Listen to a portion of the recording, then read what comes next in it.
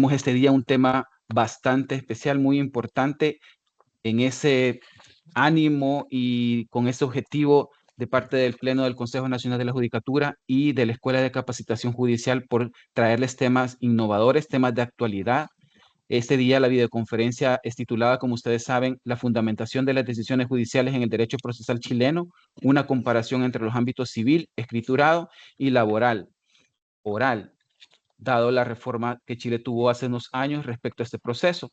Mi nombre es Miguel Ángel Robles Lucero, tengo a cargo la coordinación del área de justicia penal juvenil y técnicas de oralidad, y en el área de técnicas de oralidad es en donde se ha organizado esta importante videoconferencia. Nos acompaña para su desarrollo el doctor Óscar Andrés Silva Álvarez. Él es doctor en Derecho por la Pontificia Universidad Católica de Valparaíso, Chile, y también profesor de Derecho Procesal Civil de la Pontificia Universidad Católica de Valparaíso, Chile, abogado de larga data y con gran experiencia en la temática. Agradecemos al doctor Óscar Andrés Silva Álvarez, quien de una manera ad honorem, desinteresada, ha mostrado disponibilidad desde el principio que este servidor se puso en contacto con él por colaborar con esta escuela de capacitación, por lo que estamos muy agradecidos. Se lo hago extensivo el agradecimiento del Pleno del Consejo Nacional de la Judicatura y de esta escuela, doctor Silva. En este día vamos a desarrollar algunos aspectos bien importantes. Me pareció bastante adecuada el desarrollo que propone el doctor Silva y que ustedes van a poder verificar y analizar. Entre los temas que ha propuesto y de los cuales vamos a desarrollar esta videoconferencia están la estructura y características de la fundamentación en el proceso civil escriturado, la fundamentación judicial en el proceso laboral oral, ventajas y desafíos, el impacto de la fundamentación en la percepción de justicia y legitimidad del fallo, y una comparación crítica de ambos sistemas y reflexiones sobre posibles mejoras. Recuerden que pueden hacer sus preguntas a través del chat. Este servidor va a estar muy atento a las preguntas que se realicen, y al finalizar la presentación que amablemente el doctor Silva Álvarez nos trae esta mañana, vamos a dar ese espacio para poder discutir las mismas. Así que dejamos en manos del doctor Silva el foro para que pueda compartirnos su gran experiencia en la materia. Muchas gracias nuevamente, doctor Silva. Sea bienvenido. Muchas gracias, Miguel Ángel. ¿Se escucha bien? Se escucha perfecto, doctor. Ya, estupendo. Muchas gracias. Bueno, quiero en primer lugar agradecer a la Escuela Nacional de Capacitación de la Judicatura y particularmente a través de ella a Miguel Ángel por haberme contactado en primer lugar y haberme invitado a participar de esta pequeña exposición en la que pretendo mostrar un cuadro sinóptico acerca de un tema que es, por supuesto, importante desde la perspectiva de la jurisdicción como un acto que es o debería ser al menos reflejo de un acto racional, de un ejercicio racional. En ese sentido, me he permitido preparar una presentación que voy a compartir con ustedes y que dice relación con el tema que ya Miguel Ángel había adelantado. Bien. Para comenzar esta exposición, quiero en primer lugar plantear un tema que hoy en día puede parecer irrelevante, pero hasta hace no tanto tiempo atrás era una pregunta que probablemente podría haber roto ciertos esquemas. Y me refiero a la necesidad de fundamentar las resoluciones judiciales y particularmente la sentencia definitiva. ¿Bien? Porque hoy en día, me imagino, todos los que están presentes en esta sala saben que cuando ejercen la jurisdicción o cuando vayan a ejercer la jurisdicción, llegado el momento de resolver, no bastará simplemente con que suministren un veredicto, sino que tendrán que hacer un ejercicio previo, por supuesto, y que deberá quedar de algún modo expresado en el texto de la resolución, a través del cual ustedes expongan los razonamientos que siguieron para llegar a un determinado resultado. Sin embargo, este ejercicio, que hoy día parece tan connatural al ejercicio de la jurisdicción, valga la redundancia, no es uno que históricamente haya estado presente desde el surgimiento mismo de la noción de debido proceso, allá por el año 1215, que es donde se le sitúa históricamente a partir de las referencias de la Carta Magna. Bien, en ese sentido, una autora chilena que se llama Daniela Acatino, hace ya 20 años atrás, un poco más de 20 años atrás, en un muy buen artículo que se llama La fundamentación de las sentencias, un rasgo de la judicatura moderna, identificaba tres etapas históricas, en líneas generales, digamos, que en relación con el deber de fundamentar. En una primera etapa, que se identifica con la Alta Edad Media, las resoluciones judiciales no tenían fundamentos. Y eso es algo que probablemente quienes han tenido estudios en pregrado o en posgrado o interés acerca de la historia del derecho, lo podrán confirmar. ¿Bien? Conceptos como las ordalías son un buen ejemplo de cómo se llegaba a decisiones en el ámbito de la jurisdicción en la Edad Media. Y desde luego podemos calificar esa forma de llegar a una solución de cualquier modo menos de racional.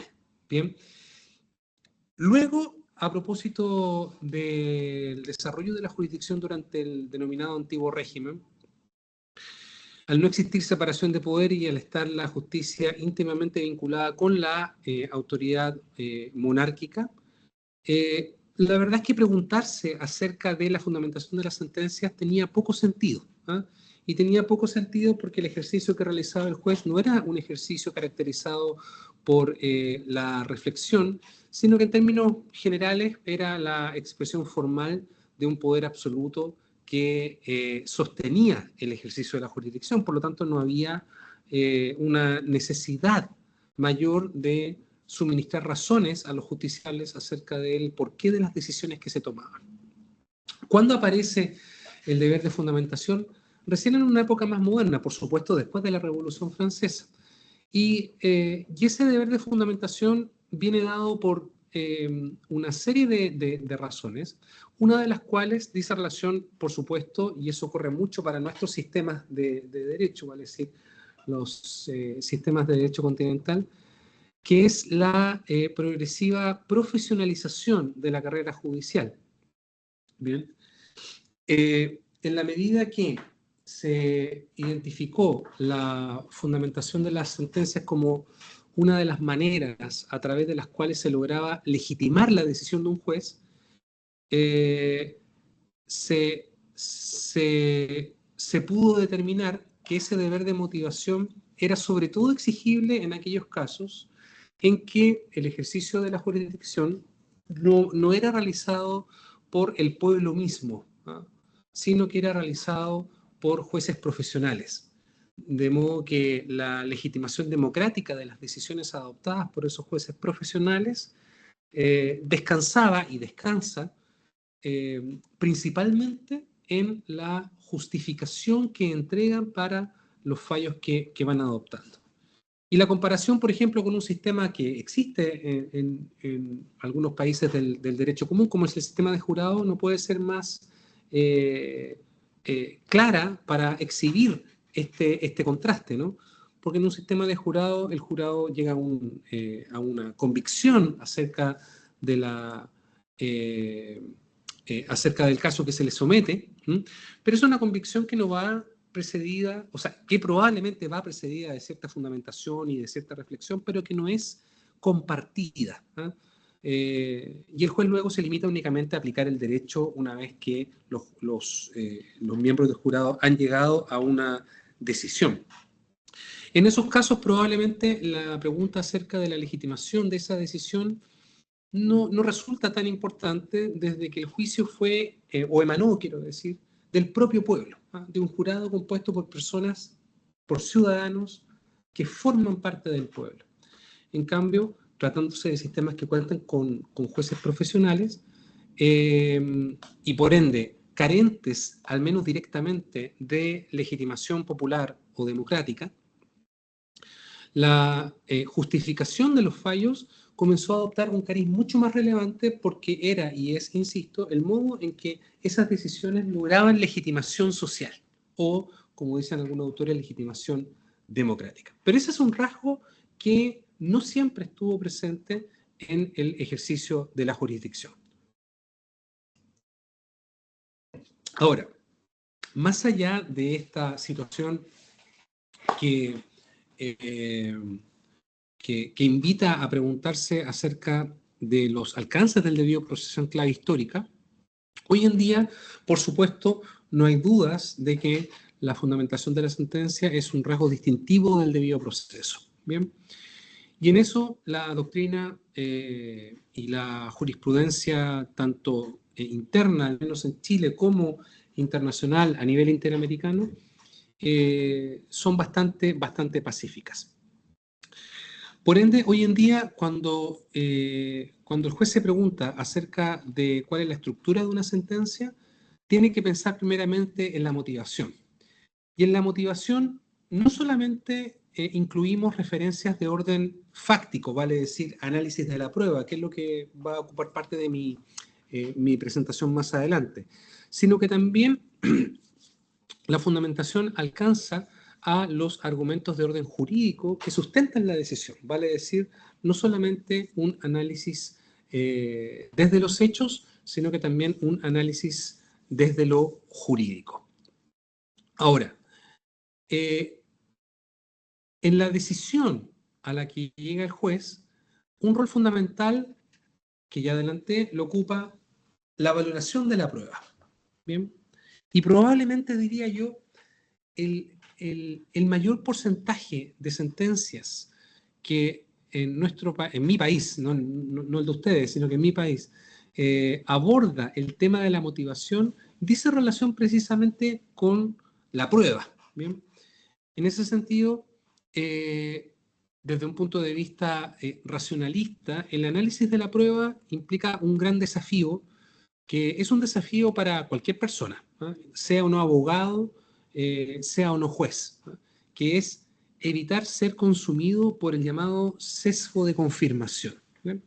Todos nosotros probablemente tenemos una idea preconcebida acerca de cómo ha ocurrido algo, ¿no? Cuando escuchamos una noticia en la radio o leemos sobre un hecho en un periódico o vemos en la televisión un reportaje, nosotros nos hacemos una idea. No nos ponemos la toga y nos ponemos escépticos para decir no sé cómo ocurrió algo, sino que adoptamos una posición. Y adoptamos una posición porque es algo natural en el ser humano. En la adopción de esa posición, muchas veces nosotros sin darnos cuenta vamos haciendo una selección. ¿Eh? ¿Una selección de qué? De argumentos y de elementos que abonan nuestra posición. Es lo que podríamos decir, parece algo similar a llevar agua para el molino propio. ¿Bien? El punto es que cuando nos ponemos la toga y nos convertimos en jueces, evitar el sesgo de confirmación es, desde el punto de vista del ejercicio de la jurisdicción como un acto racional, un objetivo clave. ¿Bien? Y por eso, en primer lugar, es relevante la exposición de esta justificación o de esta motivación en el texto mismo de la sentencia.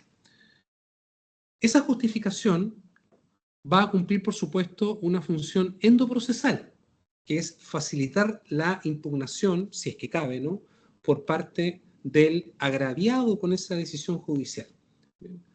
Esto es lo mismo que yo les cuento a mis alumnos cuando les entrego una prueba. Cuando yo le entrego, en Chile las escalas de notas van de 1 a 7.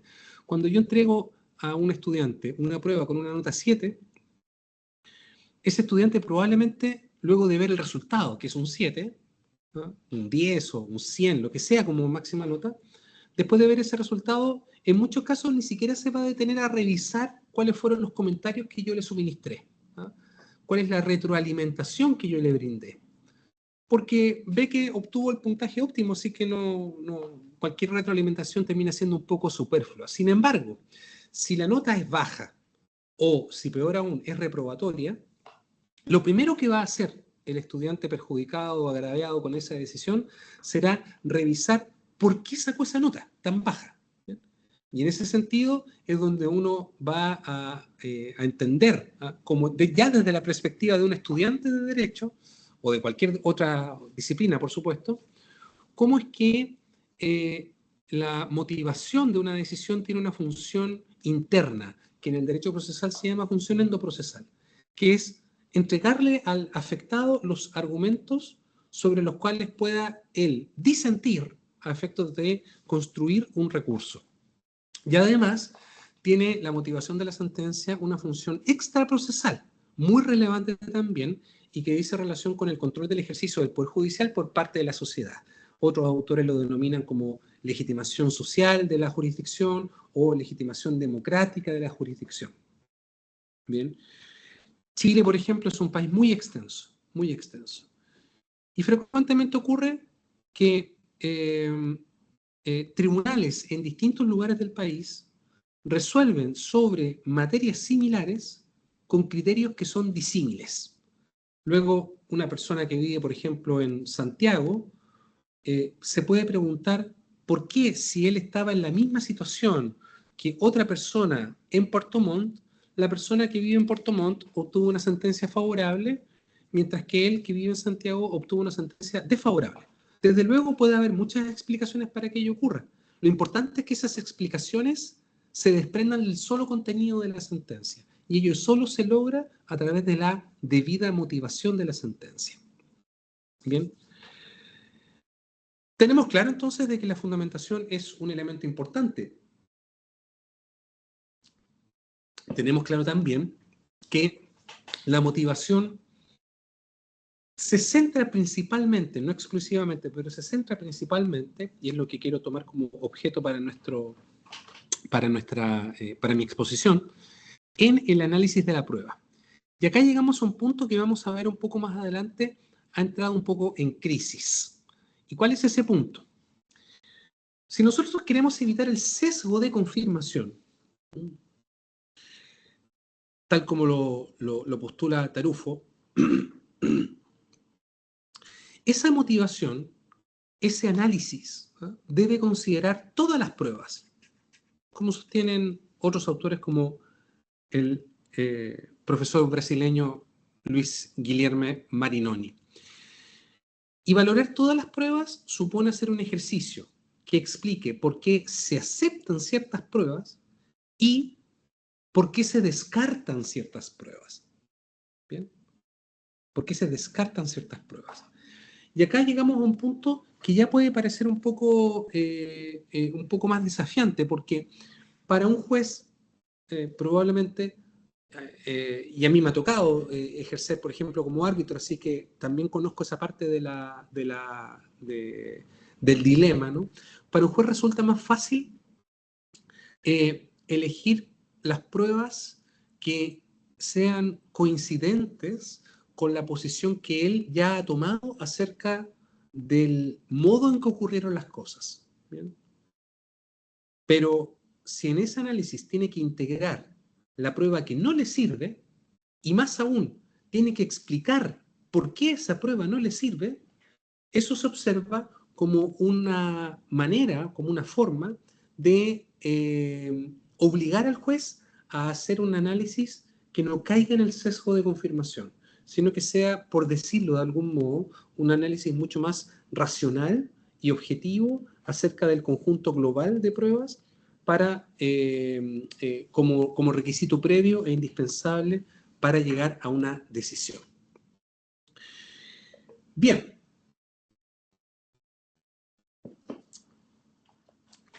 Voy a analizar ahora, en primer término, de forma panorámica, en qué se traduce y cómo se resguarda el deber de motivación de la sentencia en materia procesal civil. ¿Ah? Yo soy profesor de Derecho Procesal Civil y Laboral, así que estas dos materias me ha tocado verlas en numerosas ocasiones. Desde el punto de vista del derecho procesal civil, nuestro código, que es un código antiguo, un código que data de fines del siglo XIX y que ha estado permanentemente en los últimos 20 años por lo menos en tela de juicio por su senectud, por su vejez, y ha sido objeto de varios proyectos de reforma, algunas mucho más radicales que otras, ninguna de las cuales ha prosperado. Nuestro Código de Procedimiento Civil, nuestro antiguo Código de Procedimiento Civil, al establecer los requisitos de la sentencia definitiva, en el artículo 170 del Código de Procedimiento Civil, en su requisito cuarto establece lo que he denominado el núcleo esencial de la motivación. Pero lo establece de una forma que no digamos es la más feliz de todas. Dice que la sentencia definitiva deberá contener las consideraciones de hecho o de derecho que sirven de fundamento a la sentencia. Si uno toma esta expresión y la lee de forma exegética, ¿ah? o la lee con un criterio literal, vale, lo que parece decir este artículo es simplemente que la sentencia debe contener cuáles son los fundamentos que sirven a la decisión. ¿Ah? Por lo tanto, esa exigencia, desde luego, no contemplaría que contenga la sentencia los fundamentos que no sirven de fundamento a la decisión, ¿ah? Como serían aquellos relativos a las pruebas que no son consideradas. Bien. Ni tampoco parece referirse a un conjunto de consideraciones muy exhaustivo, ¿ah? Sino que simplemente se refiere a un elemento de naturaleza formal que se puede cumplir, por ende, de maneras bastante, digámoslo así, formales también, sin entrar mayormente a analizar el contenido o el alcance o la calidad de la motivación que se haya brindado. Ahora, pese a esta forma de estar redactada la exigencia de motivación en materia civil, la jurisprudencia tradicional de las Cortes en Chile, tanto la Corte Suprema, que es el máximo tribunal de mi país, como también las Cortes de Apelaciones, que son los tribunales que se ubican en la capa intermedia de la pirámide que conforma el Poder Judicial, han entendido que este requisito del artículo 170, número 4, involucra un deber que no es solo formal, ¿eh? Es un deber sustantivo. Y dice acá esta sentencia, que es una sentencia que por lo demás se ha replicado en numerosas ocasiones a lo largo de nuestra historia. La exigencia de motivar o fundamentar las sentencias no solo dice relación con un asunto exclusivamente procesal, referido a la posibilidad de recurrir, o sea, lo que sería una función endoprocesal, sino que también se enmarca en la necesidad de someter al examen que puede hacer cualquier ciudadano de lo manifestado por el juez, o sea, función extraprocesal. Lo que hace posible asimismo el convencimiento de las partes en el pleito, evitando la impresión de arbitrariedad, al tomar esta el conocimiento del porqué de una decisión judicial. ¿Bien? Este fallo, este criterio, diría más bien, porque es un fallo que se ha repetido muchas oportunidades, establece estas dos funciones fundamentales de la motivación de la sentencia a las que hacía referencia previamente. Pero además, en materia de prueba, se ha repetido también un criterio en diversas sentencias del máximo tribunal del país, de Chile, que es el siguiente. Los jueces, para dar estricto cumplimiento a lo dispuesto por el constituyente y el legislador, han debido ponderar toda la prueba rendida en autos, tanto aquella en que se sustenta la decisión, como la descartada o aquella que no logra producir la convicción del sentenciador en el establecimiento de los hechos. O sea, pese a que el artículo 170 no hace referencia explícita a la prueba que no se haya considerado relevante, ¿no? La jurisprudencia dice el juez tiene que hacerse cargo de decir por qué no es relevante. Si no dice por qué no es relevante, se abre entonces una puerta o una ventana, pero una ventana de gran tamaño, para que dentro de la actividad jurisdiccional haya espacio para la arbitrariedad, que es justamente lo que se quiere evitar. ¿Cómo se protege entonces esta obligación que tienen los jueces impuesta por la ley en materia civil de motivar la sentencia definitiva? El recurso o medio de impugnación por excelencia para resguardar esta exigencia es el recurso de casación en la forma. Muy brevemente, en nuestro sistema procesal civil contra la sentencia definitiva de primera instancia, caben, por regla general, dos recursos: el recurso de casación en la forma y el recurso de apelación. De los dos recursos, naturalmente, el recurso de apelación es el recurso ordinario, con menores requisitos formales impuestos por el legislador y que en su base tiene únicamente la existencia de un agravio para alguna de las partes del juicio. Con eso y un discurso más o menos desarrollado, uno puede tener preparada una apelación. En cambio, el recurso de casación en la forma, que es una figura bastante particular, no exclusiva, pero sí bastante poco frecuente, uno de los países que lo tiene es Chile, establece o consiste, quiero decir, en un recurso extraordinario que tiene por objeto central la protección de las normas procesales, el cumplimiento de las formas esenciales del proceso, una de las cuales dice relación justamente con el contenido de la sentencia definitiva. En ese sentido, una de las causales específicas de la casación en la forma es precisamente el que se haya omitido, y el código es en principio generoso, cualquiera de los requisitos del artículo 170 respecto de la sentencia definitiva, dentro de los cuales, Doctor por Silva, supuesto, cabe incluir el del número 4 al que me refería previamente, que se refiere a las consideraciones de hecho de derecho que sirven de fundamento de la sentencia. Perdón, doctor alguien Silva, perdón, estaba... sí, lo voy a interrumpir. Al parecer hay algún problema de origen que se ve un poquito borrosa la presentación.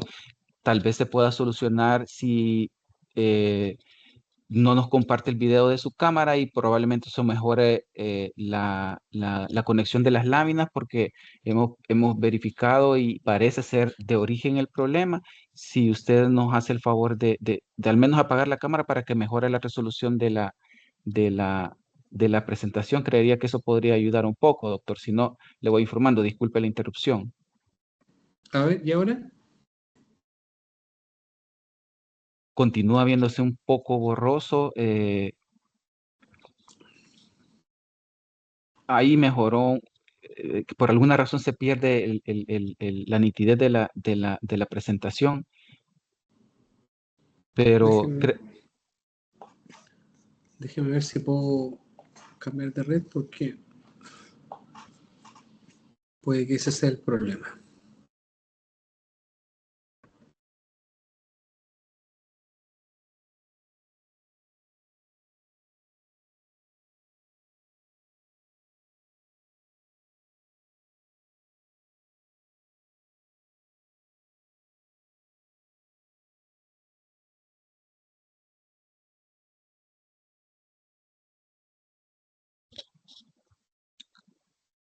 solo les rogamos a los participantes un momento para que se pueda solucionar el problema. Agradecemos que las notificaciones al respecto.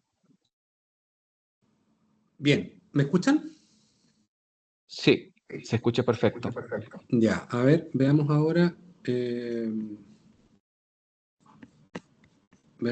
si...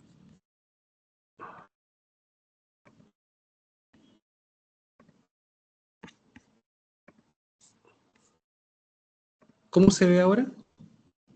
Em, Se sigue viendo un poco borroso, pero si igual tal vez no comparte video de la cámara, podría verse mejor la presentación, doctor. A ver.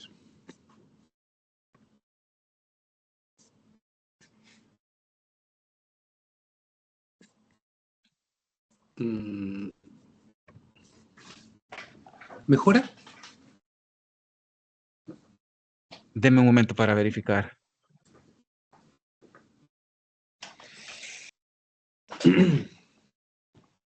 Si gusta, doctor, no sé si la presentación la tiene en un formato que podamos también descargarlo desde acá y compartirlo desde acá y con gusto le brindamos ayuda. Ya, me gustaría saber si es un problema generalizado, porque yo por lo Sí, menos verifiqué recién y tengo muy buena conexión acá. sí, fíjese que nos están reportando también los participantes la misma situación y tratamos de verificar si no era nuestro problema y al parecer es de origen la situación. A ver.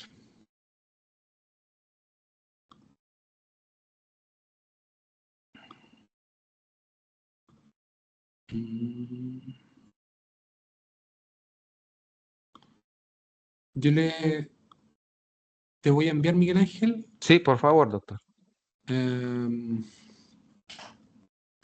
Recién presentación. sí, perfecto.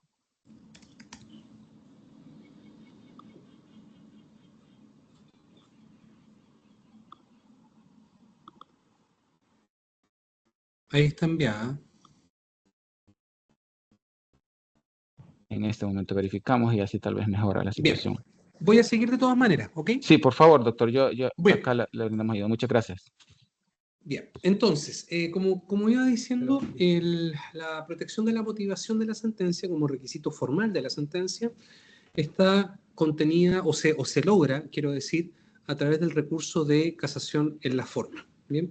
Una de cuyas causales dice relación precisamente con la omisión de cualquiera de los requisitos del artículo 170 para las sentencias definitivas principalmente. ¿Bien?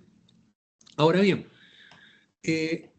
como elemento común a todo recurso y también elemento común a la nulidad procesal eh, que es, que es el principio o institución que está detrás del recurso de casación en la forma, no solo se requiere que haya un vicio de naturaleza formal, vale decir, que se incurra, por ejemplo, en el caso de la sentencia definitiva, en alguna omisión respecto de sus requisitos, sino además es necesario que esa omisión genere a la parte recurrente un agravio que sea reparable solo con la invalidación del fallo. ¿Bien?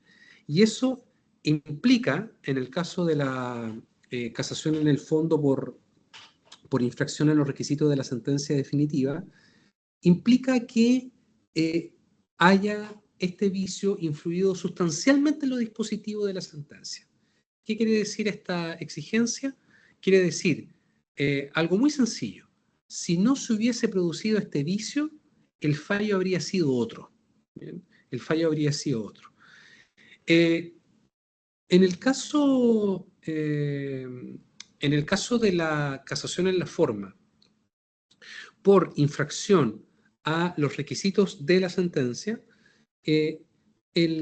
diría yo, más del 90% de los casos en que se presenta este recurso dicen relación con defectos en la motivación de la sentencia.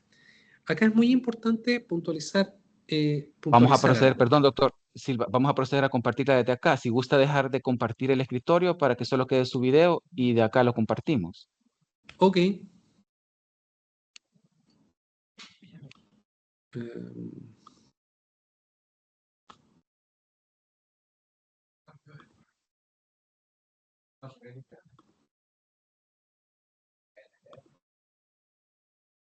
Ahí está.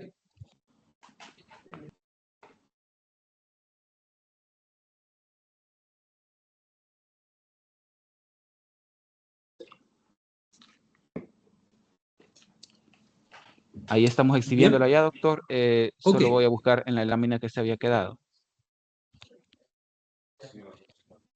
Sí, es la siguiente. Exacto. Eh, esta. Perfecto, Ujú. perfecto. Claro. Muchas gracias y Entonces, disculpe. no hay problema, no hay problema.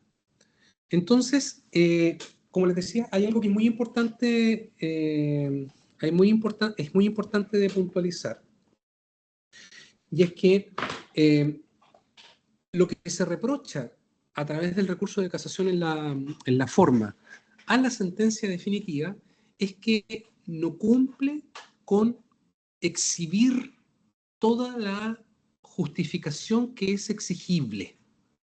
Acá no hay un problema de desacuerdo con los argumentos que el juez está planteando para llegar a una decisión. Eso, desde el punto de vista de los recursos que proceden contra la sentencia de primera instancia, sería algo más bien propio de una apelación. ¿No? No me gusta el argumento que usted suministra, no estoy de acuerdo con él, me parece que es injusto, me parece que no se apega a derecho, etcétera. Eso es propio de la apelación. En el caso de la casación en la forma, el reproche es mucho más específico. Yo le digo, mire, yo no puedo decir si estoy de acuerdo o en desacuerdo con usted, porque ni siquiera me ha dicho por qué llegó a esa solución. ¿Bien? Por lo tanto, lo que yo le estoy reprochando es que usted, señor juez, señora jueza, no ha entregado las razones suficientes para la resolución que ha adoptado. ¿Bien? O sea, me impide conocer cuáles son esos fundamentos si es que existen. Luego, si esos fundamentos no existen, yo tengo el derecho a suponer que usted ha ejercido la jurisdicción, en este caso, de una manera arbitraria.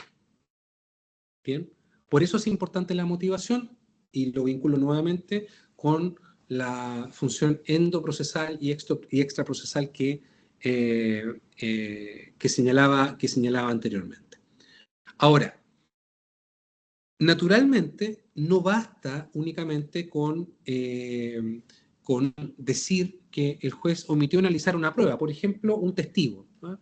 En el juicio se rindió prueba testimonial y se interrogó a 3 testigos, pero ocurre que el juez solamente valoró los testimonios de 2 de ellos. Respecto al tercero, no aparece ni en las cómicas. No se sabe qué ocurre con él, ¿no? En la sentencia es como que nunca hubiera existido ese testigo. Bueno, ese es un caso típico de casación en la forma por infracción al artículo 170, ¿no? Porque la sentencia no tiene todas las consideraciones de hecho y de derecho que sirven de base para el fallo, porque hay un testigo cuya declaración no ha sido objeto de valoración por parte del juez. Pero, como les dije anteriormente, no basta únicamente con que no se haya, siguiendo el ejemplo que he mencionado recién, no se haya analizado la declaración del testigo. Además, es necesario de que esa omisión haya sido sustancial. ¿Por qué? Porque ese testigo, por ejemplo, era un testigo que tenía un peso probatorio mayor a otras pruebas que se rindieron en el juicio y que se utilizaron para fundamentar la decisión a la que se llegó. Por lo tanto, si el juez hubiese tenido a la vista este testimonio y lo hubiese analizado, tendría que haber llegado a una solución contraria a la que en definitiva llegó.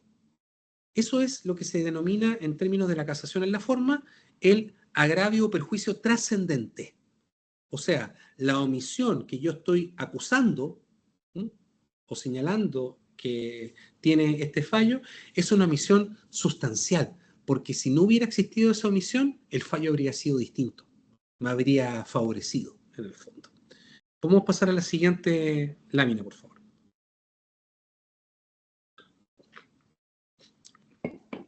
Bueno, el ejemplo que yo señalé era un ejemplo en el que el juez había dejado de analizar una prueba, ¿no? Y ese es, por decirlo de algún modo, el caso es un caso de manual del recurso de casación en la forma por esta causal que estamos analizando. Sin embargo, en la práctica, y quizá en la realidad de El Salvador puede ser más o menos parecido, en la práctica no es tan fácil encontrarse con fallos que sean tan groseramente insuficientes en términos del análisis de la prueba, ¿ah? Es más frecuente probablemente encontrar fallos con los cuales uno podría disentir o estar en desacuerdo, pero por razones de fondo, ¿ah? Porque los argumentos están expresados. Y también es un poco más frecuente encontrarse con sentencias que hacen un análisis parcial de la prueba. Un análisis parcial de la prueba. Por ejemplo,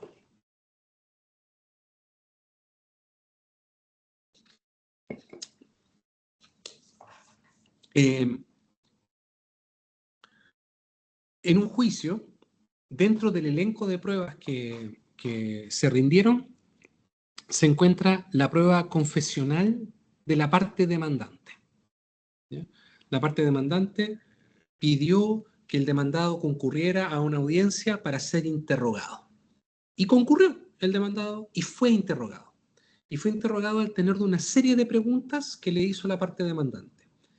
Algunas de esas respuestas, al parecer, según el demandante, son favorables para su posición. ¿No? El demandado está reconociendo cosas que son súper importantes para justificar la posición que él estaba planteando en el juicio. Sin embargo, en la sentencia definitiva se falla en contra del demandante. ¿No? Se rechaza la demanda y se le atribuye falta de prueba respecto de los hechos que estaba alegando. Contra esta sentencia, el juez, la parte demandante dice, pero ¿cómo si yo rendí una confesional, una prueba de confesión, y en esa prueba de confesión hubo reconocimientos muy importantes por parte del demandado? ¿Qué pasó con esa prueba? Se revisa la sentencia y ocurre que en ninguna parte de la sentencia hay un análisis de esta prueba confesional. O más aún, imagínense ustedes, hay un análisis de la prueba confesional, pero solo se revisa la mitad del interrogatorio, ¿no? La prueba confesional consistió en un listado de 20 preguntas y ocurre que el juez analizó las primeras 10 preguntas. Y ese ejemplo lo señalo porque a mí me pasó en un juicio en el que el juez analizó solamente 10 de 20 preguntas que yo le hice a la parte contraria. ¿Por qué? Porque lo que revisó en la carpeta electrónica de la causa fue la primera de 2 páginas que tenía este listado de preguntas. En la primera página aparecían 10 preguntas, en la segunda página aparecían otras 10 preguntas, pero solo se escanearon las primeras 10. Por lo tanto, las otras 10 nunca fueron objeto de análisis por parte del juez. O sea, es un caso todavía más delicado porque no es que no se haya analizado por completo la prueba, se analizó una prueba, pero solo parcialmente. ¿Bien? En este sentido, ha habido una tendencia en la jurisprudencia chilena que no comparto y que yo denomino como un criterio errado, que pone de manifiesto una idea de la motivación de la sentencia que es extremadamente formalista. O sea, parece subyacer a este criterio la idea de que la sentencia es suficiente con que tenga algunos fundamentos, ¿no? Con que no esté completamente desprovista de fundamentos, sino que tenga algunos fundamentos. Ahora, si no es un elenco exhaustivo de fundamentos, bueno, la parte que se sienta agraviada podrá recurrir a través de la apelación, pero no a través de la casación en la forma, porque la casación en la forma no alcanzaría a cumplir ese objetivo. Acá vemos este criterio errado que dice lo siguiente. En esta casación en la forma no se esgrime la inexistencia absoluta de consideraciones. O sea, parte de la base de que solo habría casación en la forma por esta causal si es que hubiese inexistencia absoluta de consideraciones. Y como ya les dije antes, es muy difícil encontrarse con una sentencia que sea así de grosera en cuanto a la deficiencia argumentativa, sino que se sostiene que existe falta de análisis de prueba específica rendida por su parte. Cuestión que pone de manifiesto un descontento con los razonamientos y con los hechos asentados por los jueces del grado, materia que no configura el vicio invocado, constituido por la falta de consideraciones y no porque aquellas que contenga el fallo no sean del agrado del recurrente. Eso es un profundo error, ¿no? Es un profundo error porque la exigencia de motivación desde el punto de vista del Estado democrático de derecho y desde el punto de vista del acceso, del derecho a un debido proceso, ¿no? No es solo una exigencia formal, ¿no? Es una exigencia que va más allá de lo formal y que obliga al juez a hacer explícitos todos los motivos por los cuales llega a una decisión. Porque si fuese solo una mera exigencia formal, yo podría tomar cualquier motivación sacada de contexto, digamos, o hecha sin ningún nivel de profundidad consignarla en la parte considerativa del fallo y decir con eso, ok, ahí está la sentencia, está motivada. Se cumple con el requisito formal del artículo 170, número 4. Pero eso no responde a la idea que está detrás del deber de motivación, ¿eh? Y que espero haya quedado claro a partir de lo que dije antes. ¿Cuál es el criterio correcto, a mi juicio? El que está señalado en el segundo fallo, que es un fallo que también proviene de la Corte Suprema. Paréntesis, esto nos exhibe algo que probablemente en El Salvador también puede ocurrir, como ocurre en muchas partes del mundo. Chile no es la excepción, y es que en ocasiones, en muchas ocasiones, en nuestro caso, la Corte Suprema se contradice a sí misma, ¿no? Se contradice a sí misma y no tiene un criterio unificado acerca de una serie de materias, que es uno de los objetivos por los cuales existe una Corte Suprema, por lo demás, en los sistemas de derecho continental. Bueno, ¿qué dice el criterio que a mi juicio es el adecuado? Los sentenciadores del grado, al omitir la valoración de los elementos de prueba allegados en segunda instancia, o sea, acá ni siquiera estamos hablando de prueba que haya sido rendida en la etapa inicial del proceso, la primera instancia, sino que es prueba que fue incorporada en segunda instancia, ante la Corte de Apelaciones respectiva. Excepcionalmente, en materia civil, eso se puede hacer. ¿Y qué es lo que nos dijo acá la Corte Suprema? No se analizaron medios de prueba acompañados o incorporados en segunda instancia y, por lo tanto, no han dado cumplimiento a la ley, pues efectuaron un análisis incompleto de tales medios probatorios, lo que hizo que su decisión de confirmar el fallo de primer grado ha sido consecuencia de una ponderación parcial y no de un análisis completo y acabado de la prueba producida en el juicio. Este fallo es muy interesante desde mi punto de vista porque pone de manifiesto lo que a mi juicio es realmente el alcance del deber de motivación. ¿Bien? Y que excede, desborda los márgenes de una mera exigencia formal.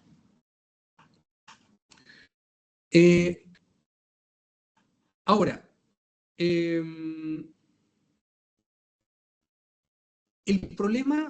otro problema que tenemos a propósito de la casación en la forma en el proceso civil dice relación con la motivación defectuosa.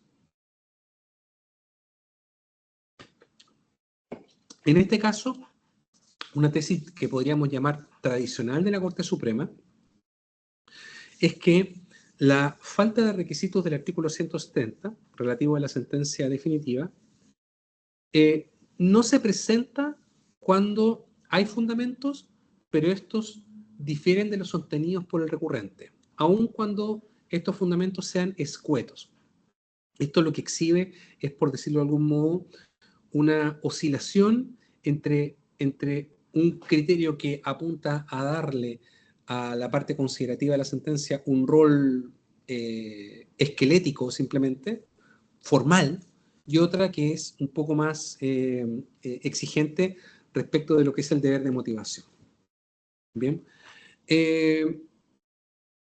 Ahora,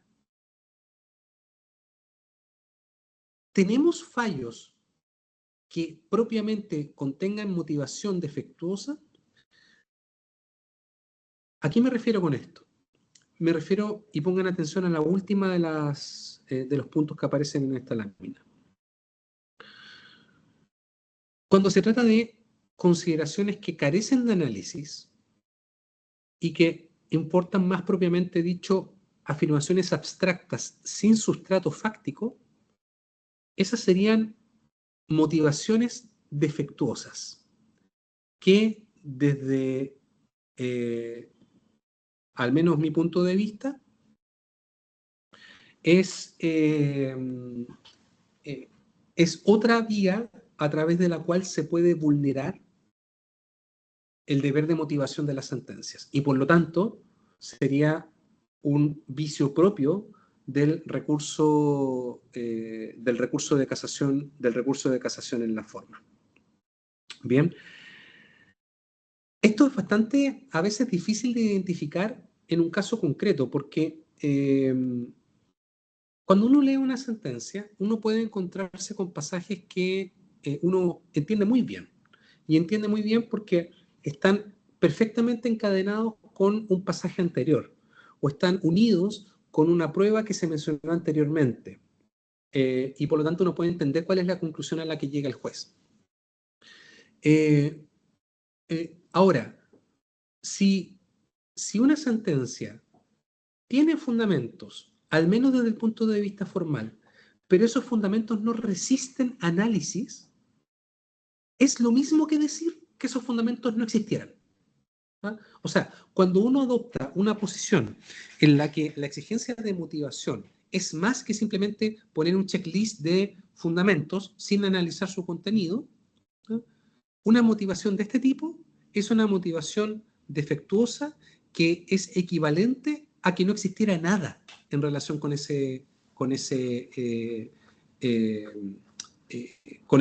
parte considerativa. Pensemos, por ejemplo, en que en una sentencia se dijera que por la parte demandante declararon 3 testigos varones mayores de edad que dieron razón de sus dichos y que están de acuerdo o que están contestes en que las cosas sucedieron del modo A. ¿Mm? Y por otro lado, dice, pero como los testigos son hombres y los hombres son todos iguales, uno es mentiroso, le voy a restar valor a esa prueba. Bueno, en ese caso, que es un caso bien extremo, por supuesto, ¿eh? Que no he visto nunca, pero bueno, uno a veces se sorprende, en ese caso uno podría decir, esa sentencia, desde el punto de vista formal, tiene una explicación, pero cuando uno atiende, le hace un zoom, ¿eh? Un acercamiento a esa motivación, lo que va a descubrir es que en realidad esa es una afirmación que carece de sustrato fáctico, que carece de análisis, que no tiene profundidad y que más aún se construye a partir de un absurdo. ¿Bien? En ese sentido, hablamos de una motivación defectuosa. Y eso en nuestro sistema es importante de distinguir porque va a incidir en cuál va a ser el recurso, ¿eh? O medio de impugnación que va a ser utilizado para atacar esta motivación defectuosa en la sentencia. En la mayor parte de los casos, al menos desde mi punto de vista, la motivación defectuosa va a ser absorbida o debería ser absorbida por el recurso de casación en la forma. Bien. La misma situación ocurriría, acá podríamos pasar a la siguiente lámina, la misma situación ocurriría con los llamados considerandos contradictorios. ¿Eh? Vale decir, estas reflexiones o consideraciones que se contradicen entre sí. ¿Mm? Cuando dos afirmaciones o dos consideraciones en una sentencia se contradicen entre sí, es lo mismo que se anularan entre sí. Y por lo tanto, es lo mismo que si no existieran. ¿No? Eso también lo ha señalado la jurisprudencia en nuestro país en diversas ocasiones. Bien, a ver, si podemos pasar a la subsiguiente lámina, se lo agradeceré, por favor, señor moderador. Por ahí estamos la motivación defectuosa, entiendo, ¿verdad, doctor? O sí, la subsiguiente. pase 2 más adelante. Vamos a lo laboral. Exacto, ahí estamos. No, antes. Ahí está. Correcto. Bien. Esa es podríamos decir, la situación panorámica, por decirlo de algún modo, que tenemos en el proceso civil chileno. Vamos a hacer ahora una comparación con lo que ocurre en el proceso laboral chileno. En este caso, estamos hablando de un sistema procesal que fue modificado a principios en la primera, a mediados, quiero decir, de la década del 2000 en nuestro país, y que significó un cambio de paradigma no tan novedoso, porque ya había una experiencia previa en materia procesal penal y sobre todo, para hacerlo más afín con nuestra disciplina, en materia de derecho procesal de familia, que implicó una sustitución de un proceso eminentemente escrito, laboral, por un proceso mayormente oral, ¿bien? Siguiendo la lógica de 2 audiencias que probablemente ustedes han escuchado mencionar alguna vez, que son la audiencia preliminar o preparatoria, por un lado, y la audiencia de juicio. ¿Qué tenemos en relación con la motivación de la sentencia en materia laboral? el estándar es bastante elevado y diría yo, desde el punto de vista de la técnica legislativa, el legislador nacional chileno en el Código del Trabajo hizo explícita una regla o un criterio que ya la jurisprudencia había predicado respecto del proceso civil y que mencionaba anteriormente. Esto es, el análisis en la sentencia de la prueba rendida tiene que ser un análisis global, tanto de la prueba que se considere como de la prueba que no se considere, explicando en este último caso por qué no se considera. Bien, en ese sentido, a propósito de la valoración de las pruebas, que en materia laboral se rigen por el sistema de sana crítica, el artículo 456 del Código del Trabajo dice que el tribunal apreciará la prueba conforme a las reglas de la sana crítica, y al hacerlo, el tribunal deberá expresar las razones jurídicas y las simplemente lógicas, científicas, técnicas o de experiencia en cuya virtud les asigne valor o las desestime. Les asigne valor o las desestime.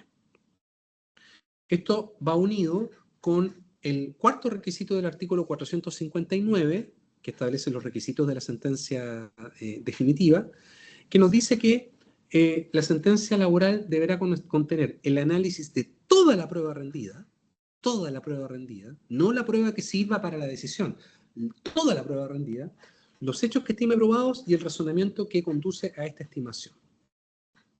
De ahí en más, la jurisprudencia tradicionalmente ha señalado que el juez laboral tiene la obligación de valorar íntegramente la prueba rendida siguiendo la misma línea que ya veíamos en el proceso civil. Sin embargo, a diferencia del proceso civil, el proceso laboral, como les anticipaba, está construido sobre una regla técnica que es la de la oralidad. Bien. Y esa regla técnica de oralidad va unida a otra regla técnica muy relevante, al menos desde el punto de vista del funcionamiento de un sistema procesal oral, que es la regla de la regla de inmediación, quiero decir, y el principio de concentración. ¿Por qué es importante tener en consideración estos tres elementos? Oralidad, concentración e inmediación. Porque desde luego esos tres elementos, más allá de que se les denomine reglas técnicas, principios formativos o principios a secas, son elementos que ponen en tensión este objetivo de valorar racionalmente toda la prueba rendida. ¿Sí? Quienes hayan tenido experiencia en sistemas escritos versus sistemas orales, en mayor o menor grado, habrán podido sentirse un poquito más apremiados en el contexto de un juicio oral que en el contexto de un juicio escrito. ¿Bien? Cuando uno se puede sentar frente a un computador y puede escribir, borrar, rehacer, someter a evaluación de colegas, etcétera, una presentación, está haciendo un trabajo que en el contexto de una audiencia muchas veces no se puede permitir. ¿Bien? Y eso es una tarea difícil para los abogados, por supuesto, pero también lo es para el juez. Porque el juez, claro, por un lado, tiene la obligación de efectuar una fundamentación exhaustiva de la prueba, de la sentencia, analizando toda la prueba que se haya rendido. Pero por otro, esa prueba tuvo lugar en un momento y en un lugar, valga la redundancia, determinado que fue la audiencia de juicio. No es que yo vaya, como lo hace el juez civil, a revisar un expediente o una carpeta electrónica en el que voy a encontrar numerosos documentos, actas de declaraciones de testigos, actas de pruebas confesionales, informes de peritos, etcétera, que podré poner todos frente a mí y revisar pormenorizadamente, consignando mis reflexiones y fundamentos en la sentencia que vaya a redactar. Al menos en principio, el juez en laboral tiene que irse a su despacho después de la audiencia de juicio, ¿no?, con una idea en la cabeza. Y esa idea son todas las reflexiones que está compuesta por todas las reflexiones que surgieron durante el desarrollo de la audiencia, en la que él tenía que estar presente por aplicación de la regla de inmediación. Entonces, teóricamente, el juez debería tomar este conjunto de ideas, llegar a su oficina y redactar un fallo. un fallo que se haga cargo, repito, de toda la prueba rendida. Pero cuando se pregunta el juez, bueno, ¿y qué dijo el testigo a la parte demandante? No va a poder, a diferencia de lo que ocurre con un juez civil, ir al acta en que consta por escrito la declaración del testigo del demandante. Va a tener que recordar qué es lo que dijo el testigo del demandante en la audiencia de juicio, si es que tomó nota de aquello. Y si no tomó nota de aquello, bueno, tendrá que ir al registro de audio de esa audiencia de juicio para recordar ahora con esta grabación qué fue lo que dijo el testigo de la parte demandante. Pero eso ya no es lo mismo que estar en la audiencia, ¿no?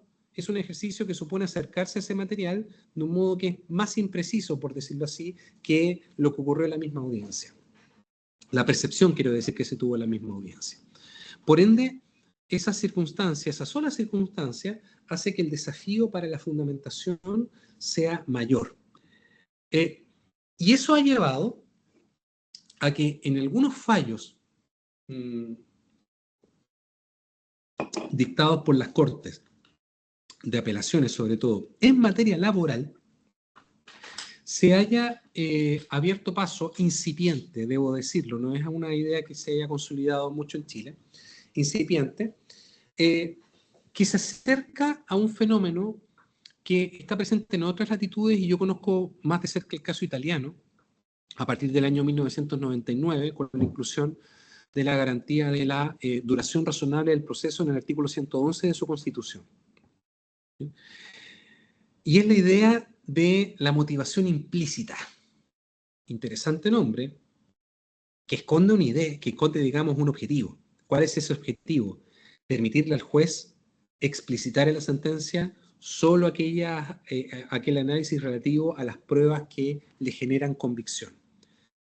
Y aquellas que no le generan convicción, bueno, tenemos que suponer por qué no le generan convicción. O sea, es justamente un objetivo opuesto al que tuvo en cuenta el legislador laboral en el artículo 456 del Código del Trabajo. ¿Bien?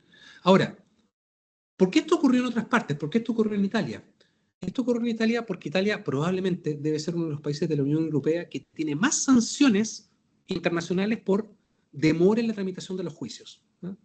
Y cuando digo demora en la tramitación de los juicios, yo recuerdo perfectamente cuando conversaba una vez con un profesor italiano que se llama Bruno Caponi, y que entre risas me decía que un juicio ejecutivo, no declarativo, ejecutivo, civil, en Italia duraba del orden de los 8 años, específicamente en la región del Lacio, donde está Roma. 8 años. Yo decía, 8 años por un juicio ejecutivo es una locura. Me dijo, por supuesto, pero eso es lo que dura. Numerosas iniciativas se han desplegado en Italia, la mayoría infructuosas, con el objeto de ir disminuyendo los tiempos de tramitación del juicio. Una de las cuales fue incluir explícitamente en la Constitución la duración razonable del proceso como parte del debido proceso en clave italiana. No necesitaban incluirlo para que se entendiera como parte del debido proceso, pero se vieron en la necesidad de introducirlo. Y en función de esa introducción, se fueron desarrollando una serie de mecanismos para lograr esa mayor eficiencia, ¿okay? Que en el caso de la era crítica. Y una de las herramientas que se utilizó para tal efecto fue el de la motivación implícita. Esto es permitirle al juez derechamente dictar sentencias en que se valorara solamente la prueba que generaba convicción, legitimando en algún grado el sesgo de confirmación.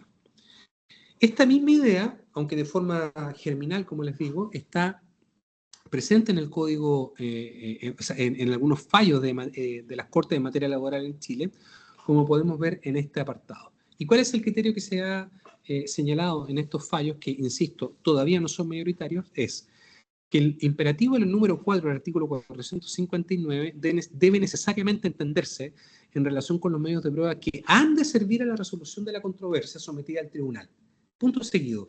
La ley no obliga al sentenciador a descomponer cada uno de los elementos de prueba, sino a dar las razones para atribuirles el valor suficiente para decidir el asunto.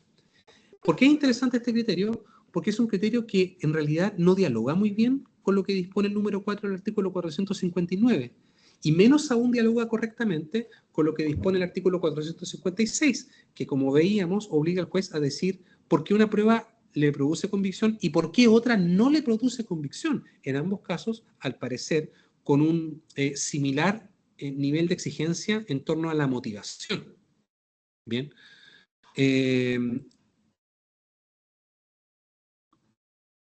Verdad que yo no tengo el control de las láminas. ¿Podemos pasar a la siguiente, por favor?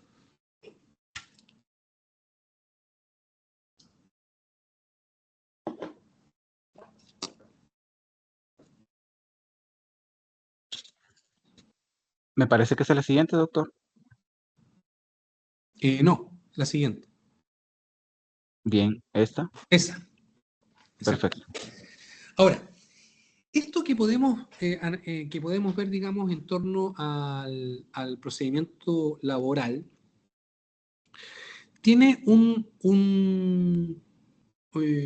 sea, requiere de una nota al pie. Y esa nota al pie viene dada por la situación del procedimiento monitorio laboral, ¿no? Que es una de las grandes novedades que introdujo el Código del Trabajo en procedimientos no penales, reformados en Chile a partir del año 2005. Bien.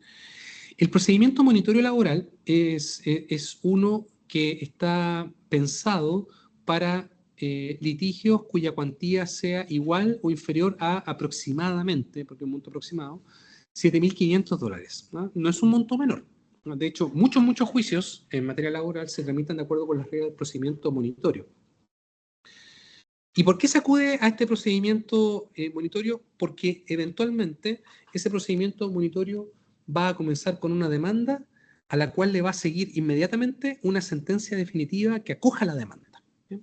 Esto llama la atención porque tenemos una demanda y acto seguido una sentencia y como que nos saltamos toda la parte de la defensa. Bueno, el legislador prevé un mecanismo para que el demandado pueda impugnar esta decisión y pueda tener derecho a su día en la corte, ¿eh? a derecho a la defensa y a una audiencia. Ahora, esa audiencia que se va a fijar en el procedimiento monitorio es una audiencia única, a diferencia del procedimiento de aplicación general que contempla 2 audiencias, preparatoria y de juicio. En este caso va a ser una audiencia única, de contestación, conciliación y prueba. Y además es una audiencia a cuyo término el juez debe dictar sentencia. ¿Ah? Dictar sentencia. Entonces, si ustedes se ponen en el lugar del juez, acá la exigencia es sumamente elevada, ¿ah? En el procedimiento de aplicación general, una vez que termina la audiencia de juicio, el juez tiene legalmente, porque se puede extender en la práctica mucho más, pero legalmente el juez tiene 15 días para dictar sentencia. Bien, ese es el paso que tiene. En materia de procedimiento monitorio, la sentencia se dicta al terminar la audiencia, ¿sí? Inmediatamente. Por lo tanto, lo que ocurre muchas veces en la práctica es que termina la audiencia de juicio monitorio, el juez hace un receso, se va a su oficina, redacta el fallo, vuelve y lo lee. Por lo tanto, es una labor que supone mucha mayor presión para el juez. ¿Y qué es lo importante o lo interesante? Es que el legislador expresamente le dijo al juez, en este caso, usted al dictar la sentencia no va a requerir cumplir con el requisito de analizar toda la prueba rendida y de dar todas las consideraciones de derecho. ¿Por qué? Porque entiendo que es una obligación que usted debe cumplir en tiempo récord y por lo mismo no le voy a obligar a hacer un análisis detenido que sí puedo exigirle a un juez que tiene 15 días para resolver. Es coherente, por supuesto que es coherente con el diseño del sistema del procedimiento, con el diseño del procedimiento monitorio. Ahora, obviamente esto es como una sábana corta. Alguien está pagando con esta decisión. Y el que está pagando, por supuesto, es el principio de motivación de las resoluciones judiciales. ¿Bien? La jurisprudencia ha sido bastante consistente en decir que, tratándose de un procedimiento monitorio, el artículo 501 del Código del Trabajo, que es el que establece los requisitos de la sentencia en ese procedimiento, excluye como requisito de la sentencia el número 4 del 459, o sea, excluye como requisito el análisis de toda la prueba rendida y la fundamentación en derecho. ¿Esto es peligroso? Puede ser peligroso. Puede ser peligroso porque leído en clave formal, como lo vimos en algunos criterios de la casación en la forma en materia civil, un juez podría decir perfectamente, bueno, eso significa entonces que yo puedo dictar sentencia. A ver, confíen en que voy a dictar una sentencia razonable, pero no necesito justificarla. ¿Por qué es peligroso? Porque si el juez dicta una sentencia que no está justificada, la parte que se sienta afectada con esa decisión no va a poder impugnar esa sentencia por falta de requisitos, porque el mismo código dice que no requiere cumplir con el requisito de analizar toda la prueba. Y como podemos ver acá, en un fallo que es de hace menos de un mes atrás, dictado por la Corte de Apelaciones de San Miguel, se ratificó, tratándose del procedimiento monitorio, no hay causal de nulidad de esa sentencia basada en el incumplimiento de este requisito que la ley no exige para esa sentencia. Bien. Entonces, resulta, digamos, riesgoso por un lado, por supuesto que sí. Ahora, en términos reales, ¿eh? Lo cierto es que los jueces explicitan una motivación, pero es cierto que esa motivación no es de la misma intensidad que la que uno podría encontrar en una sentencia dictada en el ámbito de un procedimiento de aplicación general, ¿eh? Por ende, el estándar de la motivación se ve afectado. En ese mismo sentido, hay otros fenómenos como el case management que también han incidido en que aumente la presión sobre los jueces. ¿Bien? El case management supone considerar la justicia ya no como un derecho absoluto del que es titular cada uno de los ciudadanos, sino que la concibe como un bien escaso. ¿Cómo podemos pensar en la salud o incluso en la educación? Y por lo tanto, la lógica a través de la cual debe ser administrada la justicia es la lógica presente en un bien que es escaso. ¿Y eso en qué se traduce o en qué se puede traducir? Entre otras cosas, por supuesto, en términos concretos. Por ejemplo, en que yo tenga audiencias donde tenga menos tiempo del que yo pensaba para presentar toda mi prueba. Porque el juez tiene que, además, asistir a varias otras audiencias el mismo día. Por lo tanto, no le puede dedicar todo el tiempo a mi audiencia. El case management supone que yo no me puedo quedar con un trozo mayor de la torta que me corresponda en relación con otras personas que esperan la misma torta que yo. Por supuesto, eso impacta en la motivación, porque el deber de motivación ya no puede ser analizado como si el juez tuviese en su vida como única función dictar un fallo en este juicio, sino que parte de la base que el juez tiene que dictar cientos de fallos, miles de fallos, ¿eh? Cada uno de los cuales merece la misma atención, dado que esa misma atención no puede ser exclusiva atención, algo hay que sacrificar. Y una de las cosas que se ha sacrificado, y en eso Italia ya vimos cómo operó, ha sido justamente en disminuir el estándar de motivación para cumplir con metas de gestión y para administrar de modo más eficiente este bien escaso que es la justicia. Nos puede gustar o no, ¿eh? A mí no me gusta, debo ser honesto, pero es un fenómeno que llegó para quedarse. Y no me llamaría la atención que en algunos años más esta tendencia incipiente de la jurisprudencia que veíamos en algunos fallos anteriores se vaya extendiendo de un modo que quizás sea en algún grado atentatorio de la idea de debido proceso. Podemos ahora pasar a la última sesión, con esto voy terminando, que es la relativa a las conclusiones. Obviamente, detrás de este último problema que yo acabo de plantear, hay una tensión entre la rapidez y la precisión. ¿Ah? En todo lo que hacemos en nuestra vida, desde las actividades más pedestres a las más sofisticadas, siempre mayor precisión va a significar menor rapidez, y mayor rapidez, menor precisión. ¿Bien? Ese dilema está presente, por supuesto, en el derecho procesal y particularmente en la idea de debido proceso. Desde mi punto de vista, el debido proceso es un ideal imposible. Es lo que yo mencionaba antes, una sábana corta que nos va a obligar a desabrigar un sector para abrigar otro. Ahora, sin perjuicio de esa tensión, la motivación plena de la sentencia es una herramienta relevante tanto en su proyección interna, pero también en su proyección social. Y eso resulta eso resulta muy sugerente del valor de la motivación, porque a veces nos olvidamos de que un fallo afecta desde luego a las partes que están presentes en ese juicio, pero indirectamente también manda una señal que puede colaborar o no con la vigencia del principio de igualdad ante la ley. Bien. A las partes también les interesa que el juicio se resuelva en el menor tiempo posible. Vimos el caso del procedimiento monitorio laboral, en que la sentencia se dicta inmediatamente después de terminada la única audiencia que se desarrolla en ese juicio. Sin embargo, esto es a costa de no cumplir cabalmente con la exigencia de motivación. Por supuesto, las diferencias que en materia de motivación existen entre un sistema escrito y un sistema oral no son, desde el punto de vista del diseño, tan sustanciales, salvo cuando la oralidad va unida al elemento, a un elemento estructural que es la dictación del fallo inmediatamente terminada la audiencia, que es lo que vimos en el procedimiento monitorio.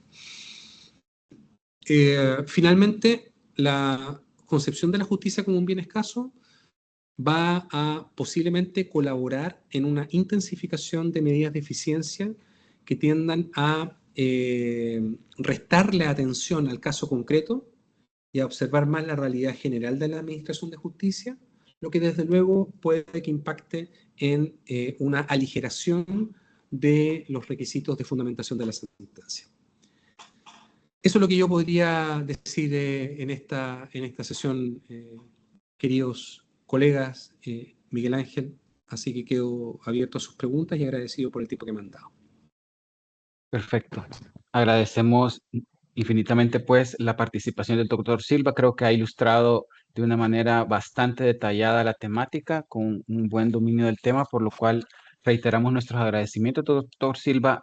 Hay algunas interrogantes. También invitamos a los asistentes a poder realizar sus preguntas por medio del chat. Ahí estamos nosotros atentos a poderlas verificar.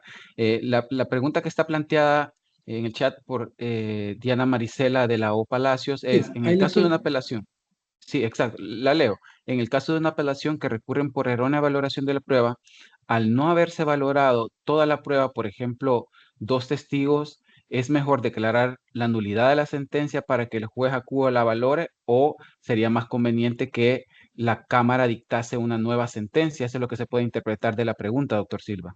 Sí, la entiendo perfectamente. Diana, muy buena tu pregunta. El recurso adecuado para un caso como el que tú estás planteando, quiero decir, sería en nuestro país, o sea, en mi país, el recurso de casación en la forma, ¿ah? Porque supone el incumplimiento de un deber de exigencia, o sea, de un deber de motivación. Todo bajo la lectura, por supuesto, de un deber de motivación que va más allá de cumplir con un requisito formal, ¿no?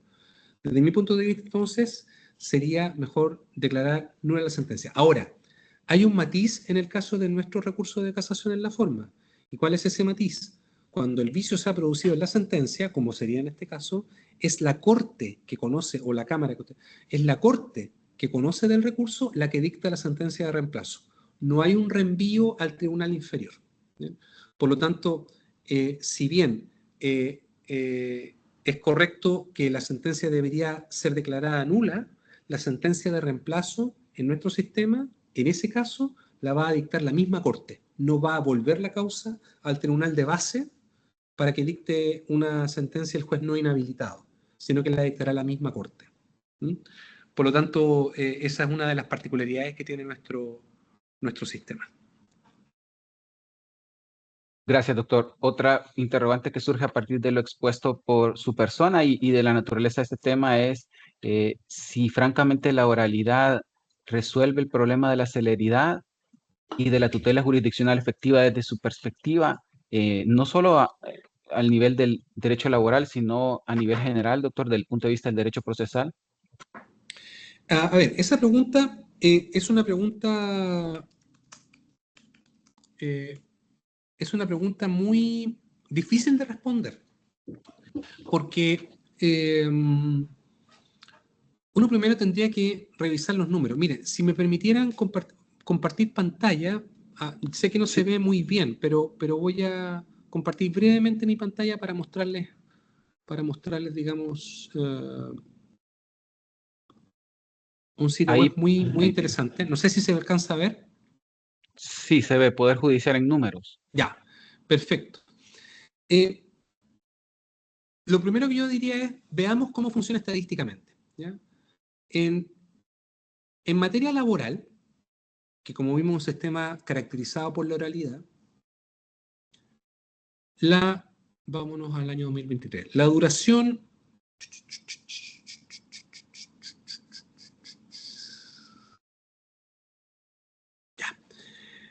la duración de un juicio que concluye con sentencia es promedio de 250 días. O sea, estamos hablando de prácticamente 9 meses y fracción, en promedio. No sé cómo serán los tiempos en El Salvador, pero esto es un tiempo que a mí como abogado, yo también fui durante mucho tiempo litigante en materia laboral, entonces conozco muy bien la realidad del sistema en ciudades grandes. A mí no me sorprende este promedio. ¿Bien? Eso es lo que dura un juicio en el año 2023. Veamos el año 2022 para tener otro parámetro. Y el año 2022, casi 300 días. ¿Ya? Eso en materia civil. Ahora, si nos vamos a materia, o sea, en materia laboral quiero decir, si nos vamos a materia civil y nos vamos al apartado duración de causas y nos analizamos el año 2023, el procedimiento ordinario, o sea, el de aplicación común, ¿sí? Tiene una duración promedio de 270 días. ¿Ya? Y el 2022,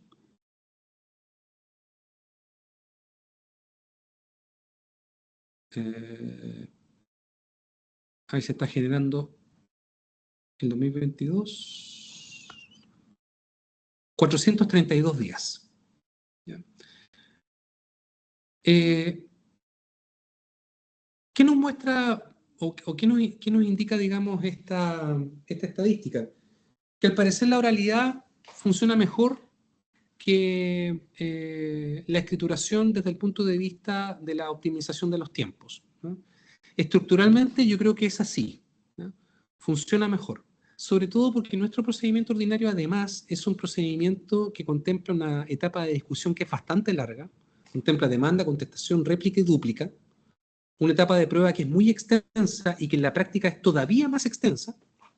Eh, eh, Tengo un artículo que publiqué hace poquito tiempo atrás, eh, en donde expongo las conclusiones de un trabajo de campo en el que llegué a la conclusión de que la etapa de prueba en el juicio ordinario es por lejos la más extensa dentro del juicio. Eh, y además es un procedimiento en el que pueden haber muchos incidentes que ralenticen la duración del juicio, ¿m? Que en materia laboral no existen tanto. Ahora, también hay un problema de volúmenes, ¿ah? Los volúmenes de causas que ingresan en materia civil son superiores a los que ingresan en materia laboral, fundamentalmente porque en materia civil el gran volumen se lo llevan los juicios ejecutivos de bancos e instituciones financieras, ¿no? Ahora, prescindiendo de criterios estadísticos, al menos desde el punto de vista del esquema que el legislador ha previsto, creo que la oralidad responde mejor a ese objetivo, ¿no? Pero desde luego es atentatoria contra una reflexión más profunda y más detenida acerca de los tópicos que se someten a la decisión del juez. Muchas gracias, doctor. Y luego, pues para finalizar, si no hay interrogantes de parte de los participantes, si pudiera ampliar un poco más sobre la idea de motivación implícita que nos brindaba durante la conferencia, porque pareció bien interesante también un poco para poder ampliar la temática, doctor. No, no, la última parte no la escuché muy bien. Sí, perdón, es simplemente si pudiera ampliar sobre la motivación implícita a fin de que me pareció una idea bastante interesante para poder ser ampliada, discutida y de repente también aplicada en nuestros sistemas, por ejemplo. Sí, a ver, el tema de la motivación implícita es una idea que se instaló en Italia y específicamente en materia laboral en Italia, a partir de la incorporación de la duración razonable del proceso como una garantía explícita dentro de las garantías procesales de la Constitución italiana, del artículo 111 de la Constitución italiana. En consecuencia, a partir de ese criterio, se promovieron algunas iniciativas legislativas, una de las cuales incidió en el Código del Trabajo, en el Código de Procedimiento, el Codice di Procedura Civil italiano, que tiene un apartado laboral, ¿ya?, en que se estableció que el juez solo estaría en la obligación, solo tendría la obligación de motivar sus sentencias definitivas con base en la prueba que le genere convicción. Y por ende, no está obligado a hacerse cargo, ¿m?, a hacerse cargo de la prueba que no le haya generado convicción, que es, como vimos, una de las obligaciones que tiene el juez en materia laboral chilena. Bien, esto está, si mal no recuerdo, porque déjeme buscar.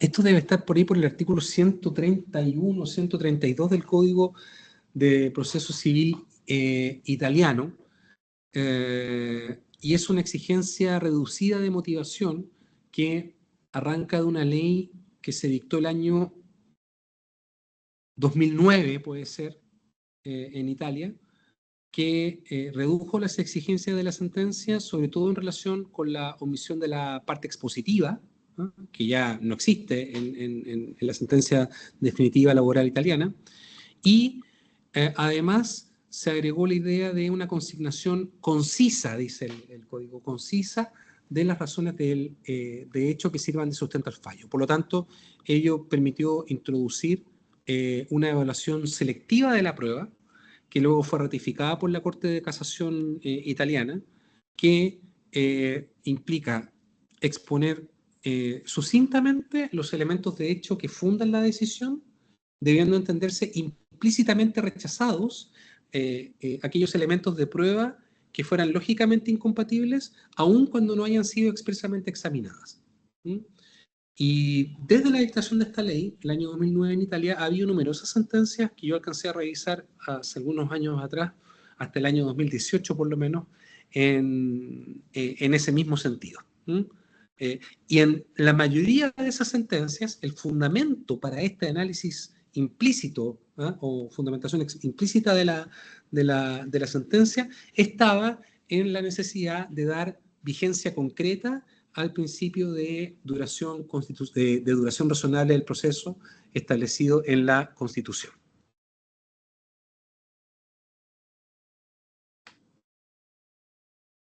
Perfecto, muchas gracias. Entonces, doctor, si no hay más interrogantes de parte de los participantes, vamos a dar por concluido esto, agradeciendo nuevamente al doctor Óscar Andrés Silva Álvarez por su presencia.